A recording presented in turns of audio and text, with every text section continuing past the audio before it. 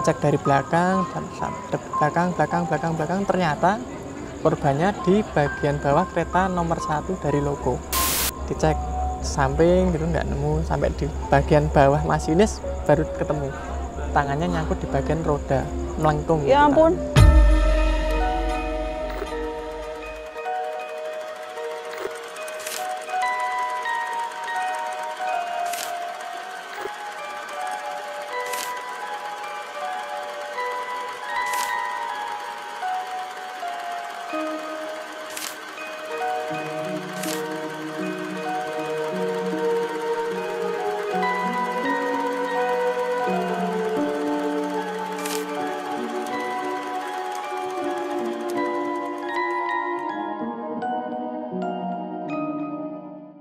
Assalamualaikum warahmatullahi wabarakatuh. Salam rahayu bagi kita semua.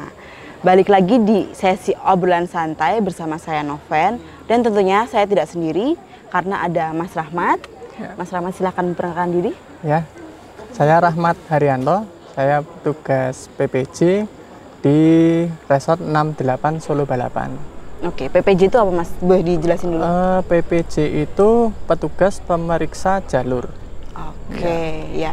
Jadi Mas Rahmat ini bekerja di seputaran perkereta apian. Nah, oke, berhubungan dengan obrolan kita hari ini seputar kereta api, kita milih tempat syutingnya di dekat rel, itu di sebuah kafe namanya Kokambar atau Kopi Kampung Ambarukmo.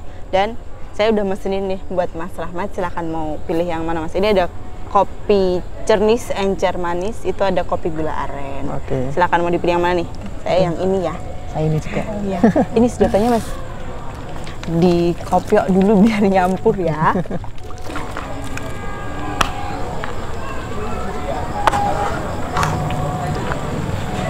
Mantap. Mantap. Oke. Nah, Mas Rahmat sendiri di PPJ tadi sudah berapa lama Mas? Saya di PPJ untuk yang jalan kaki sudah kurang lebih 8 tahun. 8 tahun. 8 tahun. Itu kira-kira tahun 2015. Di situ saya mulai PPJ, statusnya dulu wakilan. Jadi tugas saya mendinasi teman-teman PPJ yang utama, bila mana petugas utama itu libur. Backup ya, berarti nge-backupin juga. Oke. Ntar ada kereta lewat ya Mas.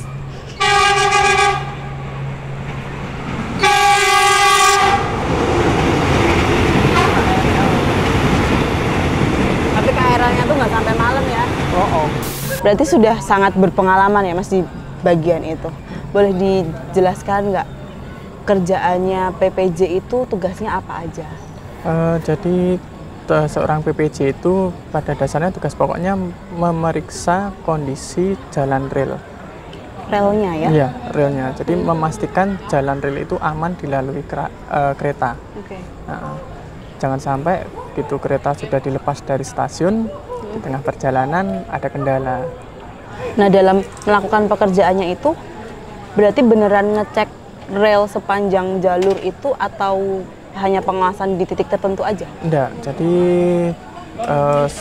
sepanjang peta yang sudah ditentukan dia melakukan pemeriksaan di situ. Jadi enggak ada istilah titik sekian, titik mana atau spot mana, itu enggak. Jadi secara menyeluruh. Iya, misalnya dari stasiun A sampai stasiun B, ya udah dari A berangkat sampai stasiun B, dia melakukan pemeriksaan. Oke, itu kalau pas ngecek sekali jalan berapa orang Mas? Sekali jalan 1 orang enggak? Untuk sekali perjalanan 1 orang. Wih, terus jarak tempuhnya biasanya berapa kilo? Tergantung dari peta stasiunnya sendiri sih Mbak. Gitu. Ada yang mungkin 7 kilo, ada yang 6,5, bahkan ada yang sampai 9 kilo. Jalan kaki? Jalan kaki. Dengan medan apapun ya, maksudnya kan kadang ada yang lewat pemukiman warga, habis itu sawah, terowongan, jembatan, itu juga sendirian? Sendirian Mbak. Apapun itu kondisinya, pemeriksaan dilakukan sendiri. Oke, terus kalau jam kerjanya Mas, ngeceknya itu pas terang tok, pagi siang gitu, apa juga malam ada? Enggak Mbak, jadi untuk waktunya itu ditentukan dari KUPT-nya sendiri. Kalau saya dulu dominannya sore bahkan tengah malam. Tengah malam. Mm-mm. Wow. Terus tapi shift-shiftan ya? Enggak shift-shiftan Mbak, enggak. Jadi sudah ditentukan jam sekian sampai jam sekian melakukan pemeriksaan lagi besok harinya, sehari selanjutnya. Oh, berarti itu nggak 24 jam dicek ya, Mas? Enggak. Oke, tapi yo ngeri juga sih dengan ya malam ya, Iya. kebanyakan dan medan apapun sendirian gitu. Iya. Nah, kalau yang apa ya ketentuannya dalam mengecek itu tuh apa aja? Yang dicek apa? Terus yang perlu dibawa apa aja?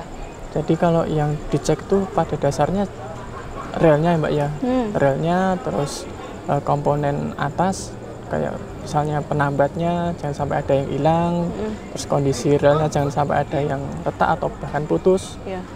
Bahkan kalau misalnya ada indikasi mungkin longsoran atau mungkin pohon tumbang itu jangan sampai itu ada. Kalau misalnya nemu sesegera mungkin kita laporan Mbak. Oke, kalau menemukan sesuatu kejanggalan atau problem lah di tengah-tengah rel yang sedang diperiksa itu kan langsung lapor. Iya. Nah itu untuk dari Mas Rahmatnya sendiri setelah itu apakah melanjutkan ke jalur yang memang harus diperiksa atau juga berhenti di situ dulu? Kalau misalnya saya ada trouble di situ, sebisa mungkin saya perbaiki. Saya perbaiki, misalnya tidak bisa, saya laporan stasiun kanan kiri, lanjut laporan ke KUPT saya untuk tindak lanjut. Setelah krunya datang ke situ, baru saya diizinkan untuk melanjutkan perjalanan pemeriksaan. Tapi tetap sendirian Tetap ya? sendiri, iya. Oke, nah kalau pas musim hujan Mas, hujannya kan sekarang macam-macam ya? Ada hujan angin, hujan petir dan lain-lain, itu juga tetap harus jalan? Wajib tetap berdinas Mbak, tetap dinas, iya. Tapi ya perlengkapan keamanannya lebih ini ya? Lebih diutamakan Mbak, apalagi kalau misalnya waktu musim penghujan, kondisi hujan petir gitu Mbak, mau nggak mau kita tetap dinas ya Mbak ya, tetap melakukan tugas kita sebisa mungkin. Kitanya aman, seorang PPJ-nya aman, juga mengamankan kereta itu tersebut. Iya, benar sih, karena kan kalau pas hujan petir apalagi ya Mas, hujan angin aja tuh takutnya ada yang tumbang juga kan. Betul. Nah kalau hujan petir kan suaranya tambah nggak kedengeran suara mana-mana. Dan kalau Sobat Javanika tahu, PPJ itu jalannya beneran di tengah rel, jadi bukan di pinggiran bebatuannya itu ya, jadi benar-benar di tengah. Dan harus benar-benar waspada banget ya Mas ya. Iya. Sama ngecekin jadwal kereta juga tuh. Iya. Cuman kalau ada kereta tambahan gimana tuh? Ya itu kadang bikin saya sendiri ya, saya pribadi spot jantung Mbak di situ Mbak.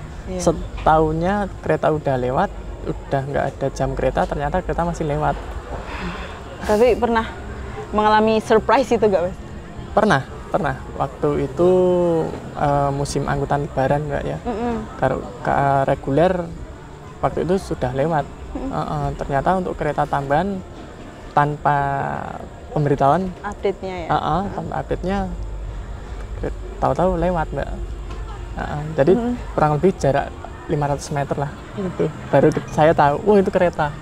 Nah 500 meter tuh deket banget loh. Tapi nggak di klakson? Di klakson Mbak, ya di klakson. Di klakson. Cuma kan pada dasarnya yang jadi patokan kan kita kereta regulernya. Tadi kan Mas Rahmat bilang shiftnya tuh sore ke malam ya? Itu pasti itu toh? Iya. Itu kenapa pemilihan jam pemeriksaannya jam segitu Mas? Kalau itu kewenangannya dari KUPT saya Mbak. Dari sore ke malam, tengah malam, atau dari tengah malam ke menuju pagi, itu kewenangan dari KUPT yang buat jadwalnya. Oke, berarti kalau dari pagi ke siang malah nggak ada ya? Nggak ada. Oke. Nah, kan tadi Mas Rahmat tuh udah 8 tahun jadi PPJ ya. Pengalaman yang paling nggak terlupakan selama ngecek lintasan kereta api apa Mas?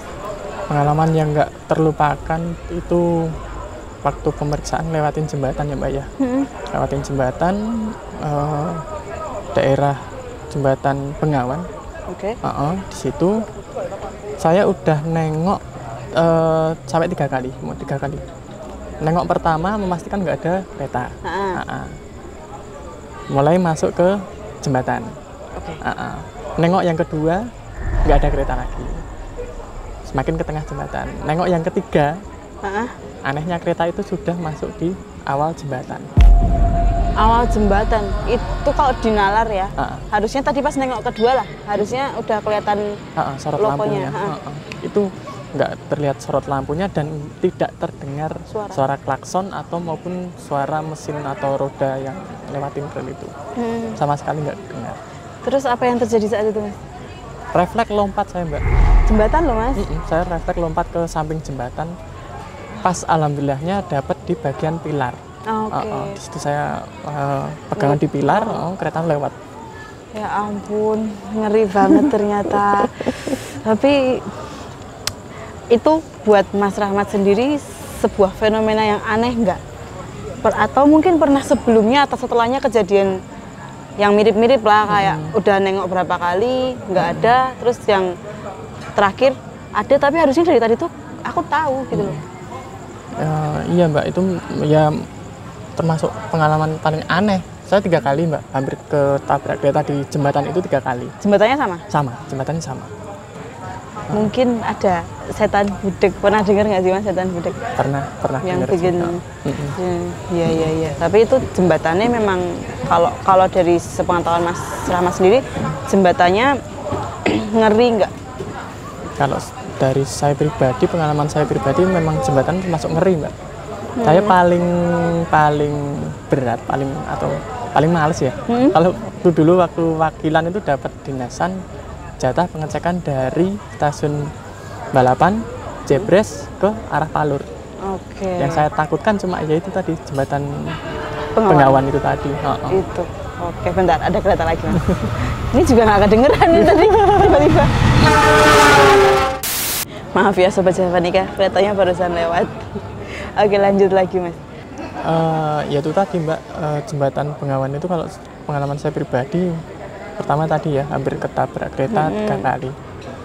Terus yang kedua di situ termasuk tempat favorit juga dulu untuk bunuh diri. Tempatnya sepi. Waktu dulu belum dibuat jalur ganda kan,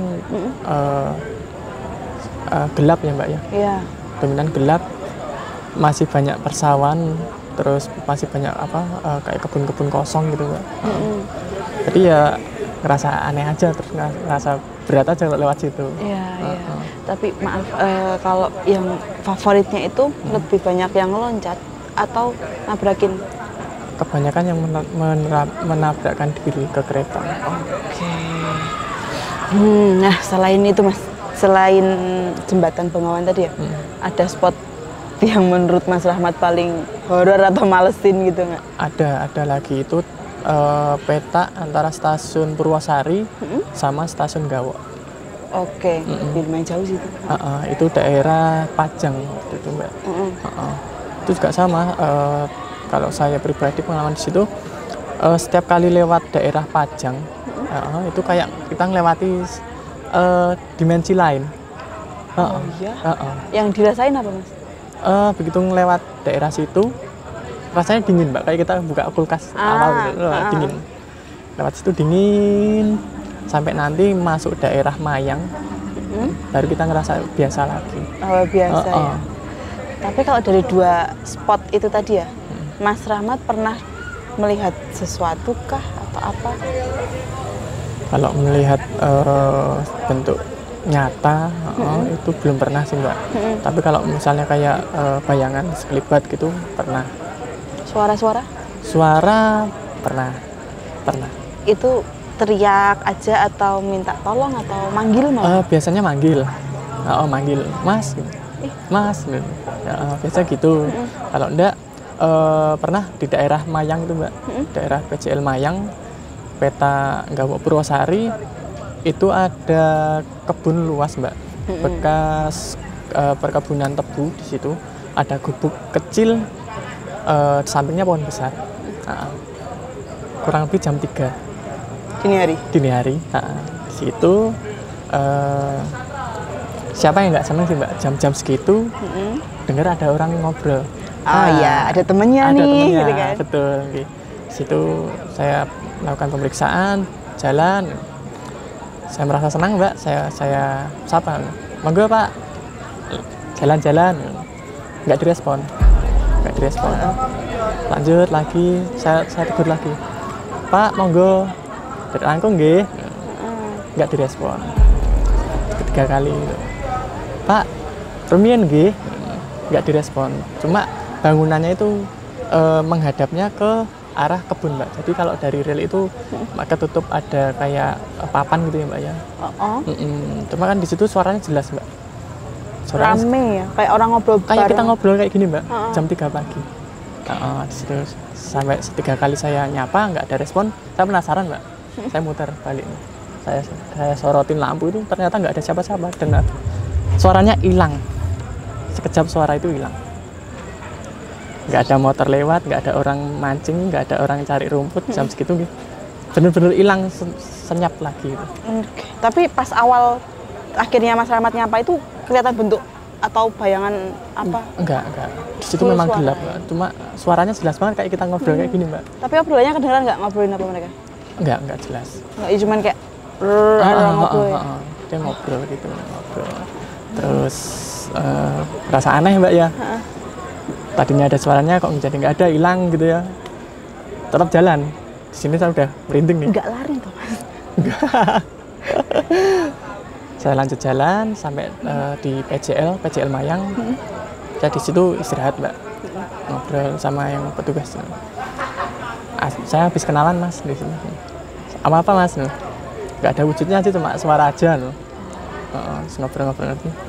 Nggak apa-apa, Mas, aku juga kemarin habis kenalan loh. Berarti ya untuk orang-orang PPJ ini ada istilah sendiri ya, kenalan ya? Kenalan. Alah. Terus saya ngobrol-ngobrol, kenalan apa Mas? Tadi ada suara orang ngobrol, Mas. Sampai 3 kali tak sapa tapi nggak nyaut. Pas aku nengok, tak sorot ke arah gubuknya tadi, nggak ada orang, suaranya hilang. Nggak apa-apa, Mas. Kemarin aku juga habis kenalan, anak kecil, Mas. Ya jam-jam segini, jam-jam 3. Tahu-tahu di depan pintu ada anak kecil mainan mobil-mobilan. Kaget loh, Mas, ini kaget. Tahu-tahu ada anak kecil mainan mobil-mobilan. Niatnya mau nyapa, mau tak sapa, anak kecilnya mau tak sapa gitu. Tak buka pintunya, anak itu lari ke belakang. Mungkin malu gitu, ngobrol sama saya. Mungkin malu, Mas, anaknya malu. Tak ikutin, Mas. Tak ikutin dari sampai belakang pos, ternyata udah nggak ada siapa-siapa. Kendaraan berhenti nggak ada. Terus anak kecil itu misalnya sembunyi kan tetap kelihatan ya. Itu nggak ada jejaknya sama sekali. Iya, astaga. Ya ampun ya. Kalau masa di nalar juga jam segitu ngapain ada anak-anak di pos, mainan mobil-mobilan sendiri juga. Waduh, serem banget sih ini, apalagi posisinya pasti selalu sendirian kan? Selalu sendiri, Mbak. Pada dasarnya semua petugas yang di lintas itu sendiri. Kalau lari boleh nggak sih, Mas? Ya maksudnya tetap sambil ngecek, tapi kan yo, iya ya. Nah, pertama kali menjalankan tugas PPJ lah, maksudnya pertama kali mendapat panggilan. Itu Mas Rahmat responnya gimana? Apakah masih ya kayak dikiranya orang, atau masih nyari-nyari, atau udah paham nih, ini palingan? Awal-awal dulu waktu masih wakilan saya cari, Mbak. Saya cari itu dengar ada Mas, saya cari, saya sorotin, saya nyari kanan kiri gitu. Nggak ada wujudnya. Nanti manggil lagi Mas, atau kadang suara tepuk. Nah, saya cari gitu nggak ada. Lama-lama ngobrol sama teman-teman yang pernah jadi PPJ juga waktu itu, ngobrol biasa, Mas, anggap aja kenalan. Oke, tapi kalau yang manggil suaranya cewek biasanya? Cewek, dominannya cewek. Ternyata menjadi seorang PPJ itu ngeri-ngeri sedap ya. Ya ampun. Tapi Mas, ini agak sensitif mungkin yang pertanyaannya. Kan tugas utamanya sebenarnya mengecek lintasan kereta api. Menemukan ada error nggak di relnya. Pernah nggak Mas Rahmat menemukan bekas atau sisa kecelakaan? Kecelakaan dalam artian sini orang ketabrak kereta ya? Pernah, Mbak, pernah. Nah, di jembatan Juruk juga itu. Pernah. Jadi misalnya hari ini saya libur nih, Mbak. Diganti sama PPJ yang utama. Ngabarin ke saya, Bro, peta punya aku habis dapat orang. Areanya mana, Pak? jembatan Juruk, besok hati-hati, kode gitu. Ya gantian saya masuk dinisiin teman saya, di situ masih ada sisanya Mbak, masih ada apa kayak potongan daging, kulit kepala, rambut gitu masih ada. Waktu pemeriksaan nemu itu tadi Mbak, potongan daging kayak terus kulit kepala, terus sisa-sisa rambutnya di situ. Dan anehnya waktu lewat situ rasanya dingin Mbak, beda. Cuma spot itu aja. Ya. Cuma spot itu aja dingin.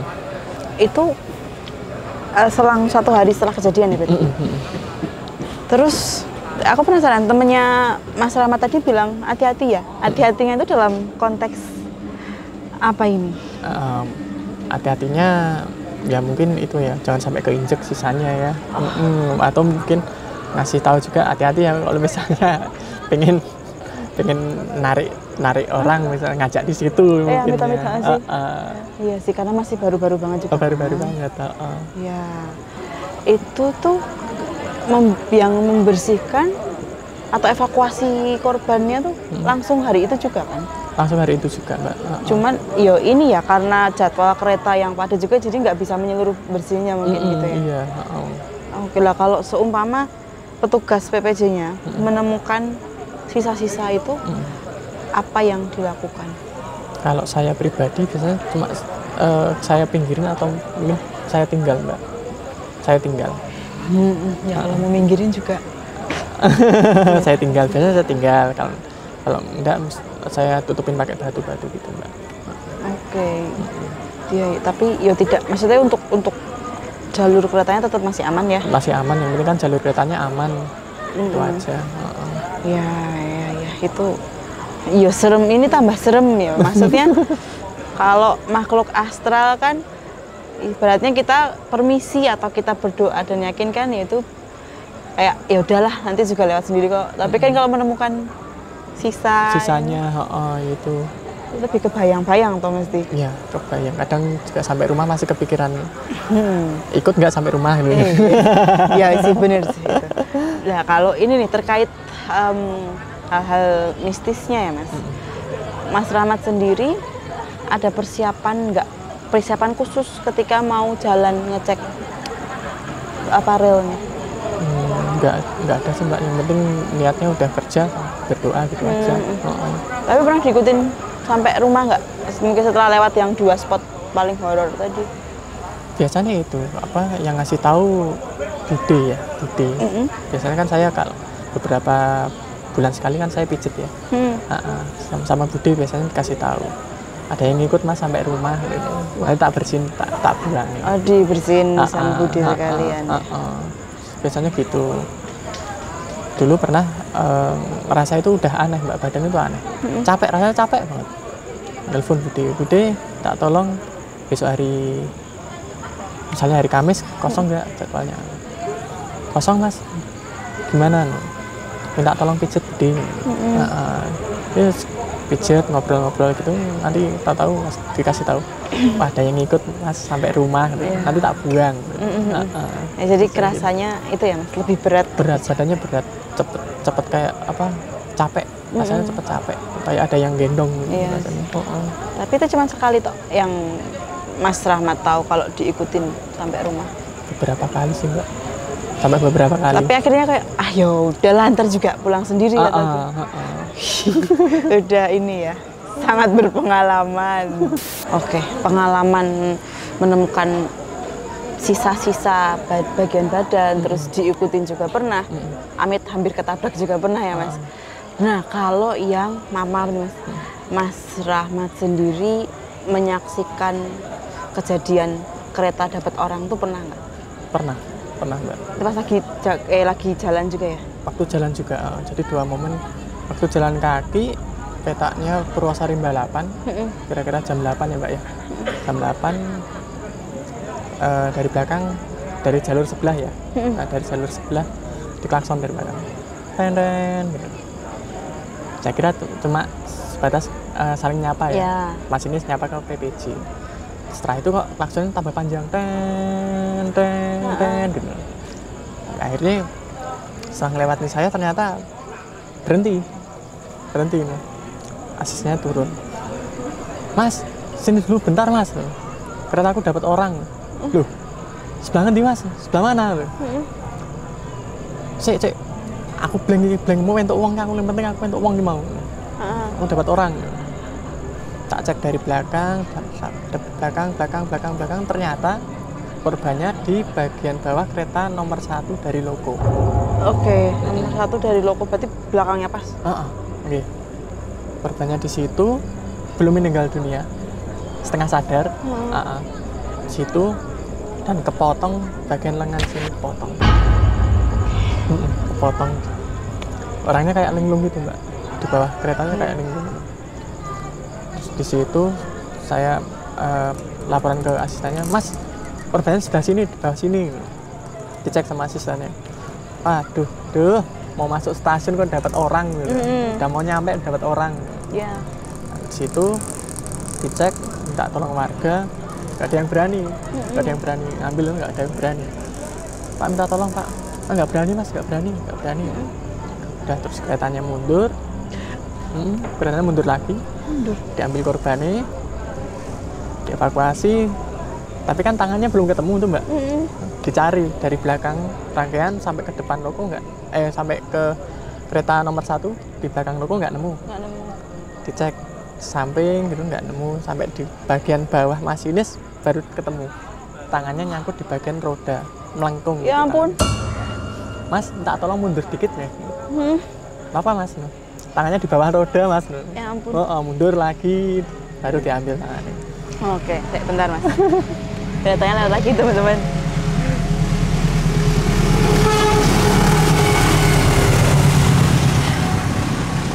Jadi bayang. Tapi Mas Amit, kan tadi keretanya suruh mundur sih, lah itu orangnya nggak kegiles lagi po?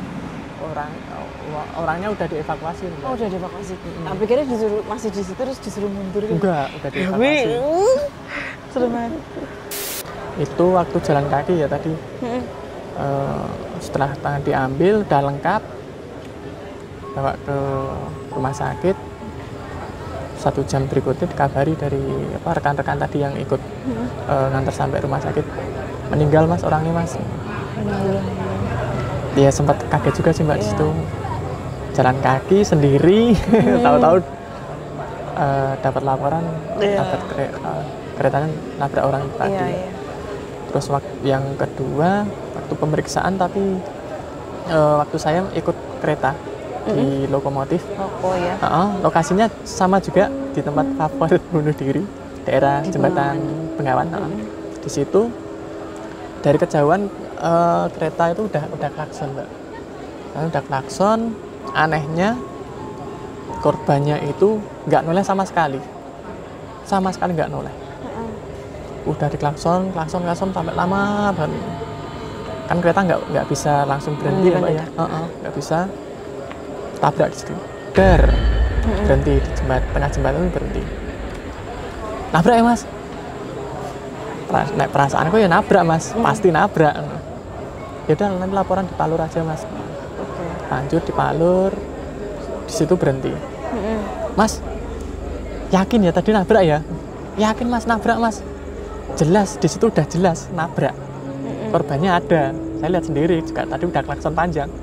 Dan kerasa, kerasa. Oh iya. Tapi anehnya waktu pemeriksaan ini nggak ada sisanya sama sekali. Sama sekali? Nggak ada sisanya. Kayak bercak darah itu nggak ada, potongan daging nggak ada, potongan pakaian pun nggak ada. Rodanya bersih, di bagian bempernya pun bersih. Sama sekali tidak menunjukkan habis nyenggol sesuatu ya Mas? Di bodi gerbong maupun loko juga nggak ada apa-apa? Nggak ada. Saya pun waktu itu ikut turun juga Mbak. Saya video juga, nggak ada sisanya, nggak ada bekas nabrak itu nggak ada, benar bersih. Tapi itu pas sebelum nabrak, itu kelihatan manusia banget lah ya? Manusia. Cewek apa cowok? Cowok. Dia pakai penutup kepala, kayak penutup kepala gitu. Maaf saya agak merinding ya. Pakai penutup kepala, tapi nggak tahu ya dia pakai headset atau enggak. Tapi yang jelas setiap kali saya ikut kereta dipakai penutup telinga pun Mas tetap dengar. Itu anehnya orangnya itu kayak nggak dengar sama sekali, nggak noleh, dan nggak refleks ada getaran atau apa, nggak refleks. Cuma diam aja, dia jalan kaki ini sampai akhirnya ketabrak itu.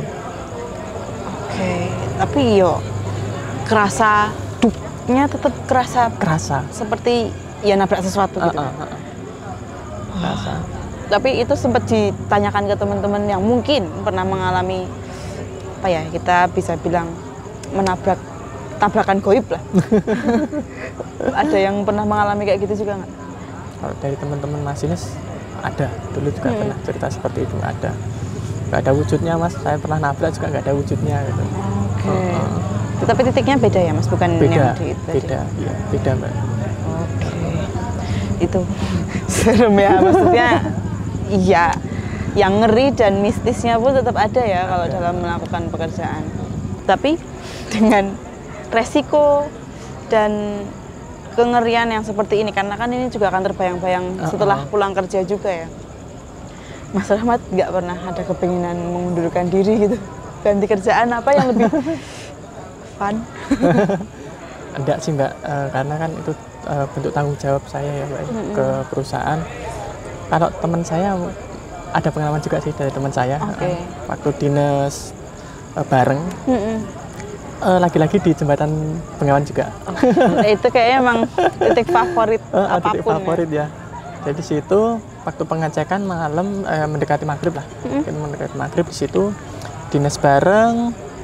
Rencana teman saya mau gantiin saya sebagai wakilan ya. Saya digeser ke PPJ utama. Waktu lewat situ, momen pertama, minggu pertama, dia teriak-teriak di tengah jembatan Juruk waktu masih single track. Itu teriak-teriak, mas, saya balik aja mas, saya nggak dari PPJ, nggak masalah, saya nggak ngejar uangnya. Loh kenapa mas? Ayo mas, lanjut mas, kita kerjain di sini, taruhnya nyawa mas. Kita mau lari kemana mas? Ayo mas, lanjut mas. Nggak mas, dia sambil jongkok nih, pegangan rel. Nggak mas, saya balik aja mas, saya nggak jadi PPJ, nggak apa-apa. Dilihat di bawah udah ada naga mangap, naga itu kayak siap makan gitu. Teman saya lihat itu. Sampai saya dorong mbak di sini. Ayo mas, jalan mas. Di sini nggak boleh halusinasi di sini. Jangan sampai kita jadi korban selanjutnya di sini. Sampai tak dorong sampai akhir di jembatan, sampai stasiun Palur, dia cerita, bener mas, di tengah saya tadi lihat kepala naga mas udah mangap, siap makan. Mas, ini kita dinasnya bareng mas, besok misalnya dinas sendiri gimana mas? Benar mas, saya nggak jadi PPJ nggak apa-apa mas, saya pindah aja nggak apa-apa mas, saya nggak ngejar uangnya mas. Itu waktu minggu pertama. Minggu kedua lanjut lagi juga tempat yang sama, momennya sama juga, orang yang sama, mendekati maghrib juga, teriak-teriak lagi. Tapi itu masih dalam pengawasan Mas Rahmat juga ya? Masih dalam pengawasan saya. Dia teriak-teriak lagi. Yang dilihat beda lagi. Ada orang itu melambai tangan, ngajak ke bawah. Mas, bener mas, aku nggak jadi PPJ nggak apa-apa mas. Jongkok lagi pegangan rel. Ayo mas, di sini jangan sampai kita halusinasi mas. Belakang kereta loh mas, persiapan kereta mas. Bener mas, nggak jadi PPJ nggak apa-apa. Nggak mas, ayo lanjut mas. Besok suatu saat gantiin saya mas, saya besok pindah. Momen kedua, yang ketiga ganti lagi, dia merasa ngelihat kayak kepala Joker. Bibirnya lebar. Bibirnya lebar. Ya itu balik lagi, dia jongkok lagi di situ sampai 3 kali. Jadi memang daerah jembatan Juruk waktu itu memang termasuk ngeri mbak, ngeri banget. Terus saya udah dipindah ke PPJ utama, dia dinas PPJ sendiri. Akhirnya sendirian? Akhirnya dinas sendiri. Kira-kira jam 8-an ya mbak, yang waktu itu teman saya dinas sendiri dari stasiun Palur ke stasiun Balapan. Tapi lewat jembatan Juruk itu. Dia ngobrol gitu. Mas, akhirnya saya dapat kenalan sendiri mas. Loh, gimana mas? Saya kan biasanya kalau lewat jembatan Juruk kan telepon bapak. Bapak tak telepon, Pak, aku mau lewat jembatan Juruk. Ya, Le, nanti bapak ke situ tak temenin, tak tungguin di ujung barat. Iya. Dia kan jalan dari timur gitu. Nanti tak tunggu di ujung barat. Dan dia jalan, dia ngerasa di ujung barat itu kayak merasa dia ada bapaknya udah nunggu di situ. Cuma di situ kayak bayangan hitam tok gitu. Tapi seolah-olah kayak bapaknya gitu. Dia jalan etol aja, berani aja. Saya kanan kiri kanan kiri kanan kiri. Udah mau nyampe ke sisi bagian barat, penghabisan jembatan, sosok itu turun ke arah Taman Makam Pahlawan. Iya. Nah, dia turun di situ. Oh, mungkin bapak keburu-buru, nggak nyampe ngobrol, udah mau pulang gitu. Iya. Teman saya lanjut jalan, udah mau nyampe ke pos, bapaknya baru telepon. Le, udah sampai mana? Udah melewati jembatan pak, udah mau sampai ke pos. Oh, bapak baru nyampe le. Ya udah lanjut aja, hati-hati ya. Waduh. Oh. Teman saya ngobrol itu. Coba mas bayangin mas, terus yang nungguin saya itu kemarin siapa mas? Ya, kenalan itu tadi kan, kenalan baru. Terus tapi nggak bertahan lama berarti temennya Mas Rahmat ini di PPJ itu? Enggak lama sih, enggak lama. Akhirnya dipindah lagi ke bagian perawatan. Tapi bukan karena kejadian kenalan itu kan? Enggak. Mungkin kenalan berikutnya ya yang bikin girap-girap. Nah, ini buat pertanyaan penutup nih Mas. Kalau tadi kan di jalur rel yang sedang dicek ya, pengalaman horor dan ngerinya. Kalau masih di sekitaran stasiun, ada nggak pengalaman mistis yang pernah ditemuin Mas Rahmat? Ada. Apa tuh? Itu waktu kereta kuda putih yang sekarang dipajang di Lempuyangan itu. Itu kan dulu di Depo Solo ya. Ya. Sebelum dipindah ke sana, dulu kan pengecekannya waktu itu saya masih tengah malam dan ngelewatin samping rangkaian itu, gerbong kuda putih itu. Jadi setiap kali ngelewat situ kayak rasanya kayak diawasin dari dalam gerbong itu. Iya. Diawasin gitu. Mesti tiap malam kayak rasanya diawasin dari dalam. Terus kalau pas nggak dinas kan kadang saya juga main ke area stasiun ya, main ke situ. Ketemu teman-teman satpam depo gitu, ngobrol-ngobrol. Mas, pengecekan malam nggak pernah takut po? Ya takut mas, tapi kan namanya dinas tetap jalan ya, tetap jalan. Nah gimana tuh mas? Aku mas, pengecekan di dalam kereta, iseng-iseng naik ke kereta kuda putih gitu. Kaget aku mas. Kaget kenapa, dapat apa? Di situ ada noni-noni mbak. Noni Belanda. Noni Belanda. Saya lihat ada noni-noni di depan. Waktu mau lari di depannya, balik arah, udah ditungguin sama orang tinggi. Wah, gitu kayak si Malakama loh. Dus. Terus akhirnya diterobos gak itu sama satpamnya? Pingsan satpamnya. Oke. Terus yang nemuin atau bangun sendiri? Dia bangun sendiri. Setelah sadar dia baru lari keluar. Ya itu serem dan kasihan sih, maksudnya pingsan sendiri, bangun sendiri, lari sendiri. Gitu. Tapi ya memang pergerbongan ya, apalagi itu sudah tidak pernah dipakai kan. Udah lama nggak dipakai. Ya. Pasti ya ada yang menempati lah. Gitu. Oke, ini kayaknya obrolan tentang pengalaman Mas Rahmat saat menjadi PPJ sudah cukup sampai sini dulu ya teman-teman, karena ya itu bikin merinding. Nah mungkin dari Mas Rahmat sendiri ada yang mau disampaikan nggak ke Sobat Javanika dan teman-teman yang nonton tayangan ini seputar keselamatan dalam berkendara, apalagi ketika melewati rel ya Mas, karena seperti yang kita tahu masih ada beberapa orang yang kalau di rel itu nggak sabar nunggu. Buat teman-teman, kalau misalnya nonton kereta atau mungkin video kereta, yang perlu diperhatikan sih jaga jarak aman dengan jalur. Jangan sampai niatnya kita bikin momen kereta lewat, tapi malah kita jadi korban dari kereta yang lewat. Terus lagi untuk pengguna jalan, terutama di perlintasan kereta api, wajib tengok kanan kiri dulu, baru kita memastikan, baru kita jalan. ngelewatin perlintasan. Jangan sampai kita jalan dulu tanpa mengawasi kanan kiri perlintasan. Karena fatal. Ya betul, bener sih, karena ini ya teman-teman, kereta itu bukan motor atau mobil yang kalau ngerem dadak tuh masih ada sesi aman ya Mas, karena kereta kalau ngerem mendadak yang di belakang nanti yang guling. Iya begitu. Jadi demi keamanan bersama, marilah kita saling bersabar gitu. Oke, terima kasih ya Mas Ahmad untuk sharing ceritanya hari ini. Semoga sehat dan sukses selalu. Amin. Dan untuk Sobat Javanika juga, terima kasih sudah menyaksikan tayangan ini dari awal sampai akhir. Terima kasih juga untuk Pokambar, Kopi Kampungan Barupo yang sudah menyediakan tempat yang sangat menyenangkan ini. Buat Sobat Javanika juga yang punya Java Chill, bisa nih kalau tiap minggu buka channel Dongeng Tanah Jawa karena ada cerita-cerita edukatif yang menarik untuk anak-anak, begitu. Oke, akhir kata, wassalamualaikum warahmatullahi wabarakatuh. Mugia tansah pinaringan rahayu sagung tumadi.